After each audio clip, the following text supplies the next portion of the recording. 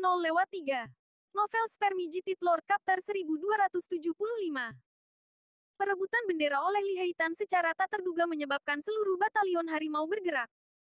Niat awal Li Liang adalah mengubah batalion harimau menjadi tumpukan pasir lepas. Namun pada akhirnya, seluruh batalion harimau terseret ke dalam kekacauan ini. Anthony, bersama dengan Jia Sanyi dan Uskup, memulai pembunuhan besar-besaran. Para prajurit batalion Jenderal Harimau yang mengikuti bendera tentara itu seperti gandum, berjatuhan satu persatu. Lu Su dengan tenang melihat reruntuhan kota dan berkata, Duan Mu Huangqi telah ditinggalkan. Tidak ada tempat baginya di papan catur. Saat ini, dalang di balik layar belum muncul. Sepertinya dia ingin melihat Duan Mu Huangqi berjalan ke jalan buntu. Tembok kota yang rusak kontras dengan istana Sidu yang tenang, penuh dengan kekejaman dan darah dingin. Pihak lain telah meninggalkan Duan Mu Huangqi, seperti halnya Duan Mu Huangqi telah meninggalkan dua Grandmaster dan batalion harimau umum. Tidak banyak perbedaan. Semua perencana di dunia ini pada akhirnya akan didorong ke jurang waktu, tanpa kecuali. Pada saat ini, Grandmaster Agung yang telah mengepung istana bagian dalam hampir kehabisan tenaga. Kam Harimau sudah menjadi sejarah. Jubah di tubuh Grandmaster Ibu Kota Barat tiba-tiba berkibar meski tidak ada angin. Zhang Weiyu dan yang lainnya terkejut saat mengetahui bahwa ular sanca hitam di jubah itu benar-benar bergerak. Namun, itu berbeda dari 12 tamu berjubah piton. Tamu-tamu berjubah piton hitam Dharma Idola sangat besar dan bisa menelan daging dan darah manusia. Sementara itu, ular sanca hitam di tubuh Grandmaster Agung ini mengebor lengannya sendiri, menggigit dan menghisap darahnya. Kemudian, tiba-tiba terurai menjadi jarum hitam yang sangat halus. Zhang Weiyu berteriak di saluran komunikasi. Orang tua itu mempermainkan hidupnya. Hati-hati. Begitu suaranya jatuh, semua orang mendengar suara ding. Sebuah jarum hitam diam-diam ditembakkan ke arah wajah Zhang Weiyu. Untungnya, Zhang Weiyu mengelak tepat waktu, dan jarum hitam itu hanya meninggalkan bekas di helmnya. Namun, semua orang sangat menyadari betapa kokohnya armor gemetar gunung itu. Jika jarum hitam ini tidak dapat dihindari tepat waktu, mereka mungkin benar-benar dapat membunuh seseorang di tempat. Selain itu, jarum hitam sebanyak bulu sapi, dan jumlahnya terlalu banyak. Pada saat ini, Zhang Weiyu dan yang lainnya mendengar seseorang menghirup udara dingin. Mereka melihat ke arah suara dan melihat bahwa Chen Zuan telah membuka penutup matanya dan sedang menghisap jarum hitam dengan mulut terbuka lebar. Semua orang tercengang, termasuk Grandmaster Sidu. Saat berikutnya, semua jarum hitam tersedot ke mulut besar Chen Zuan seolah-olah lepas kendali. Bahkan Grandmaster Sidu tidak bisa mengendalikan mereka. Zhang Weiyu tercengang. Bakat dewa macam apa ini? Bukankah mereka mengatakan bahwa Chen Zuan hanya pandai makan? Kenapa dia makan semuanya? Cheng Qiuqiao panik. Kenapa kamu makan semuanya? Mungkin beracun. Chen Zuan menyeka mulutnya dan tersenyum. Jangan khawatir. Perutku adalah ruang tersendiri. Aku sama sekali tidak takut racun. Grandmaster Sidu tertegun di tempat. Dia telah berada di Heleve Zhou selama ribuan tahun dan telah melawan banyak master. Ini adalah pertama kalinya dia melihat teknik yang begitu aneh. Dia bergumam, teknik apa ini? Chen Zuan berkata dengan bangga, pemakan surga. Cheng Qiuqiao, yang berada di sebelahnya, memutar matanya. Betapa tak tahu malu.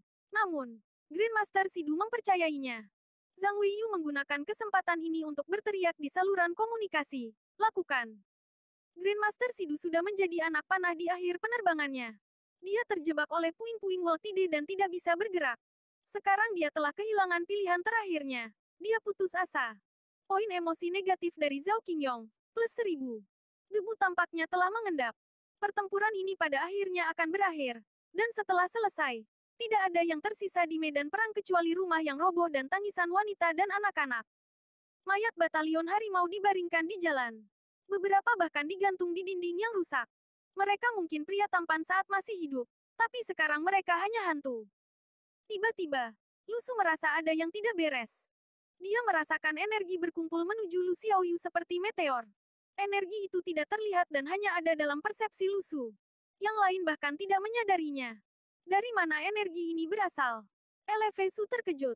Mungkinkah ini jiwa semua prajurit dari batalion harimau di medan perang? Termasuk Grandmaster Agung Sidu. Lu Su bertanya dengan suara rendah.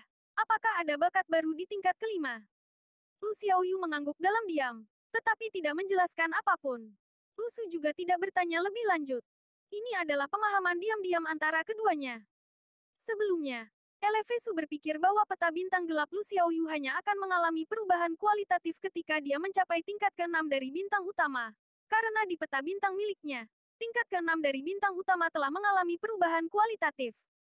Itu bahkan memadat menjadi sosok manusia. Dan bahkan ada nyala api putih yang bisa mengendalikan kesengsaraan hati. Tanpa diduga, peta Lu Xiaoyu memiliki bakat baru di tingkat ke-5 bintang utama labu kepala memutar. Itu masuk akal. 4 level sebelumnya semuanya adalah pedang, pedang besar pencuri menelan, pedang Yin Sparrow, panah tersembunyi, dan anjing mati. Labu itu berbeda. Lusu melihat kediaman kekaisaran sementara Sidu, yang merupakan akhir dari pertempurannya di Sidu. Tentu saja, dia sangat menyadari bahwa membunuh Duanmu Huangqi bukanlah akhir, itu hanyalah awal dari dendam. Mituryu Kanao berdiri di tengah medan perang, terengah-engah. Intensitas pertempuran ini di luar imajinasi. Bahkan pendekar pedang tingkat pertama seperti Li Heitan dan Lili yang sedikit lelah, tapi tak satu pun dari mereka duduk untuk beristirahat. Mereka hanya membuka topeng mereka untuk mengatur napas. Ada bau amis di udara, yaitu bau darah yang mengalir dan mengering di tanah. Kota Sidu ini tidak bisa dihuni. Bahkan jika mereka berhasil tinggal di sini, mereka mungkin akan jatuh sakit. Li Heitan mendongak dan menemukan Lusu terbang ke arahnya. Dia sedikit panik dan bergumam. Apa yang harus saya lakukan? Saya khawatir Raja marah. Lili yang berkata dengan marah. Apakah kamu tahu betapa cerobohnya kamu barusan? Kamu masih mengenal rasa takut. Jangan khawatir. Raja tidak akan benar-benar memarahimu. Dia tahu bahwa Anda telah banyak berkembang. Katakan saja padanya bahwa Anda dapat terus belajar dan Anda bersedia bekerja keras untuk meningkat. Petik 2. Saat ini, Lusu sudah tiba di depan Li Heitan. Dia memelototi Li Heitan dan berkata, kamu cukup cakap, bukan? Berlarian dengan bendera militer Sidu dan memimpin batalion harimau itu menyenangkan. Apa? Bukankah menyenangkan menjadi Mituryu Kanao? Anda masih ingin menjadi Kaisar Surga Barat? Apakah Anda pikir Anda bisa melakukannya? Petik 2.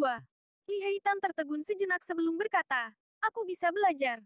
Lusu, Li Liang, Mituryu Kanao lainnya. Enyahlah, enyahlah, enyahlah. Lusu berbalik dan pergi. Kembalilah ke bumi bersamaku setelah pertempuran. Aku akan mengajarimu di kelas budaya sendirian. Aku akan melihatmu mengerjakan pekerjaan rumahmu. Petik 2. Emosi negatif dari Li Heitan. Plus 199. Saat dia berbicara, Lusu mendongak. Pintu istana Sidu terbuka lebar. Tetapi aula utama benar-benar gelap. Dia berjalan maju perlahan. Mituryu Kanao dan aula dalam perlahan berkumpul di belakangnya.